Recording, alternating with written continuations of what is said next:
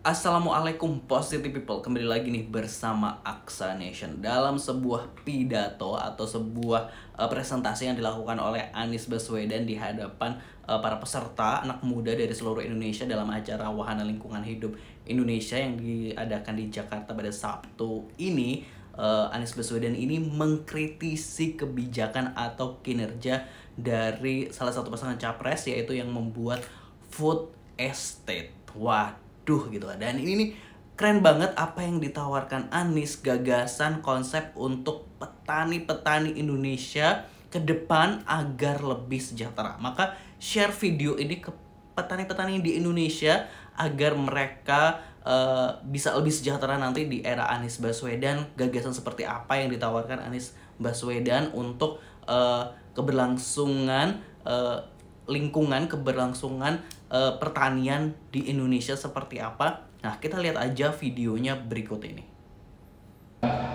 Agenda pangan, karena saat ini kita menyaksikan, ini teman-teman di pedesaan pasti tahu persis, produksi pertanian kita penuh dengan ketidakpastian. Menjadi petani itu pupuknya suplai tidak pasti, harganya tidak pasti, yang dengan subsidi lebih rumit, banyak sekali problem di situ. Di sisi lain, kita yang berada di ujung sebagai konsumen sering mendapatkan dengan harga yang cukup tinggi. Nah, saya ingin sampaikan, fokus kita ke depan, kita tidak akan mengkonsentrasikan kepada food estate. Justru kita ingin kontrak farming itu dibangun untuk Indonesia ke depan.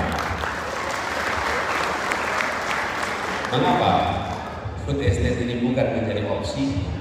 Karena ini adalah pendekatan di mana negara menguasai produksi secara sentralistik. Yang kedua, kepastian hasil tani hanya pada mereka yang berada di kawasan food estate. Dan ini prakteknya, ini adalah sebuah produksi pertanian berbasis korporasi. Sementara yang kita butuhkan sebaliknya, kita ini justru membutuhkan agar petani-petani yang tempatnya ada di seluruh wilayah Indonesia bisa mendapatkan kesetaraan kesempatan agar produknya ikut di dalam pasar produk pertanian di Indonesia. Yang tadi dari sentralisasi menjadi desentralisasi, di mana kita justru mendorong petani-petani yang sudah berperan selama ini, mereka yang mainkan peran yang lebih besar.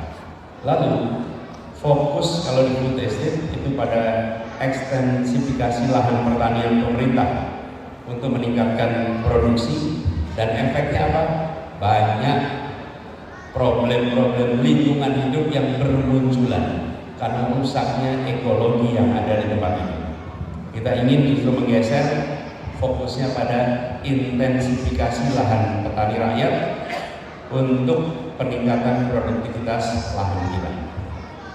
Jadi petani-petani yang ada di mana-mana itu jangan dilupakan.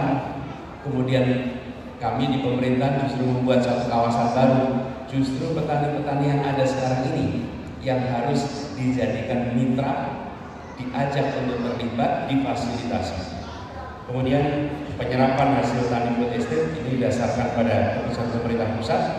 Sementara kita ingin mendorong agar kepastian penyerapan hasil tani lokal itu oleh BUMN, BUMD di kota-kota besar dengan skema kontrak kerja. Jakarta sudah menyelenggarakan ini. Kami bekerja sama dengan Gapoktan di seluruh Indonesia, lalu berkontrak selama 5 tahun. Hasil produksi pertaniannya langsung dibeli di luar Jakarta, sehingga memotong mata rantai. Harga gabahnya lebih tinggi, bagi yang di Jakarta terima harga berasnya lebih murah. Dua-duanya diuntungkan dan para petani punya kepastian dalam jangka panjang. Yang terakhir, dalam pendekatan food estate, petani dikuasai oleh atau pertanian dikuasai pemilik modal. Kalau dalam kontrak farming, ini kerjasama antara pemilik modal dan petani.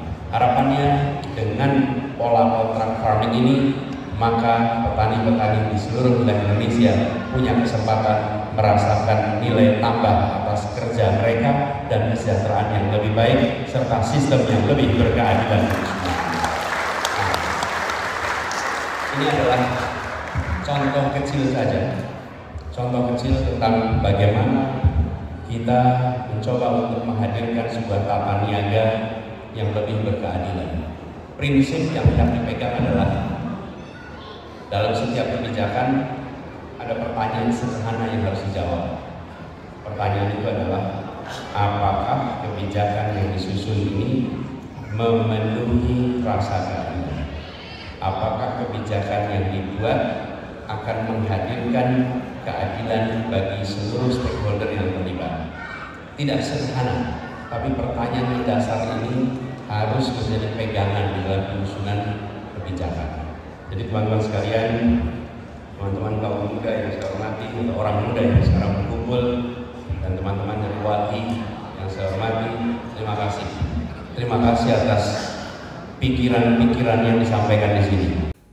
Wah, tentu keren banget ya. Menurut teman-teman, menurut Positive People gimana nih gagasan yang ditawarkan oleh Anies Baswedan dibandingkan food estate yang udah dijalankan oleh Prabowo Subianto? Kelihatan banget nyata bagaimana keberpihakan Anies Baswedan terhadap para petani, terhadap wong cili, terhadap rakyat kelas menengah ke bawah yang berjuang agar terus tumbuh gitu kan ya. Kan Anies Baswedan tuh sering mengatakan membesarkan yang kecil tanpa mengecilkan yang besar. Itu adalah konsep keadilan yang terus disuarakan atau yang akan dibawa oleh Anies Baswedan. Dan tentunya ini bukan hanya omong kosong belaka nih. Kalau teman-teman lihat sebenarnya di Jakarta, sebenarnya tadi udah disebutin oleh Anies Baswedan ya, di Jakarta dia udah memberikan contoh bagaimana dia membuat food station gitu kan ya, membuat food station, dia berkolaborasi dengan gabungan kelompok tani di beberapa daerah gitu kan ya. Nah, beras